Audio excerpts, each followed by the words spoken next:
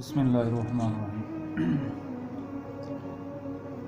اسلام ہم تک کس طرح پہنچا؟ نبی پاک صلی اللہ علیہ وسلم کے دنیا کے جانے کے بعد 1400 سال گزر چکے ہیں۔ یقیناً اسلام ڈائریکٹ ہم تک نہیں پہنچا۔ جن کندھوں پر اسلام سوار ہو کر آیا ہے وہ بہت ہی عظیم ہستیاں ہیں۔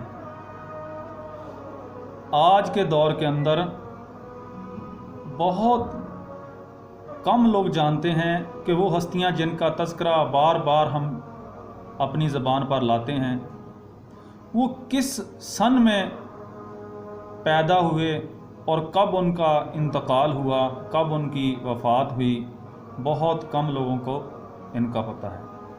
تو ہم آج ان عظیم ترین ہستیوں میں سے 4 معروف امام، 4 معروف ائمہ جن کا تذکرہ ہر مسلمان کی زبان پر ہے، جن کے شاگرد اور جن کی زبان پر حدیث روایت ہو کر ہم تک پہنچی ہیں، ہم ان کا تذکرہ کریں گے اور جاننے کی کوشش کریں گے کہ وہ کس سن میں پیدا ہوئے اور کب ان کا انتقال ہوا۔ تو سب سے پہلے ہم دیکھتے ہیں کہ امام ابو حنیفہ رحمۃ اللہ علیہ، جن کو ان کے ماننے والے امام اعظم کے نام سے جانتے ہیں۔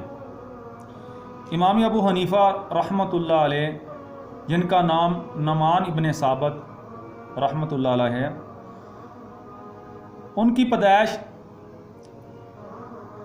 80 ہجری کے اندر ہوئی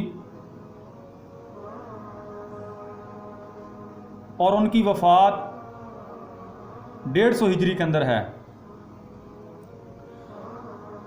اور اس کے بعد دوسرے امام امام مالک رحمۃ اللہ علیہ ہیں، ان کی پیدائش 93 ہجری کے اندر ہے اور ان کی وفات 179 ہجری کے اندر ہے۔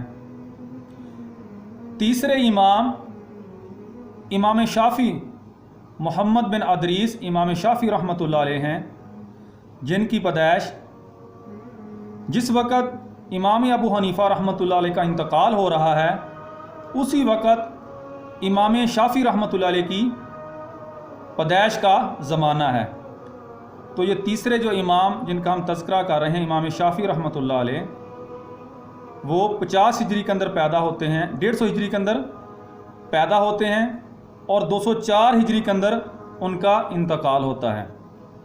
تو یہ 3 بڑے بڑے ائمہ جن کا میں نے تذکرہ کیا، ان کے بعد چوتھا نمبر آتا ہے امام احمد رحمۃ اللہ علیہ، جن کو امام حنبل رحمۃ اللہ علیہ کا کہا جاتا ہے، امام احمد بن محمد بن حنبل رحمۃ اللہ علیہ۔ تو یہ چوتھے امام ہیں۔ یہ امام 164 ہجری کے اندر پیدا ہوئے اور ان کی جو پیدائش ہے ان کا زمانہ 241 ہجری تک ہے۔ یہ جو 241 ہجری ہے، اس زمانے سے قبل امام بخاری رحمۃ اللہ علیہ کی بھی پیدائش ہے، اور جب امام بخاری رحمۃ اللہ علیہ نے صحیح بخاری کو تالیف فرمایا تو انہوں نے اپنی صحیح بخاری جو ہے وہ اپنے استاد محترم امام حنبل رحمۃ اللہ علیہ کے سامنے پیش کی۔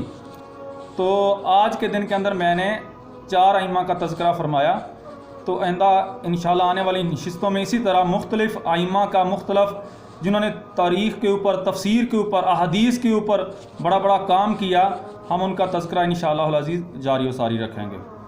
والسلام۔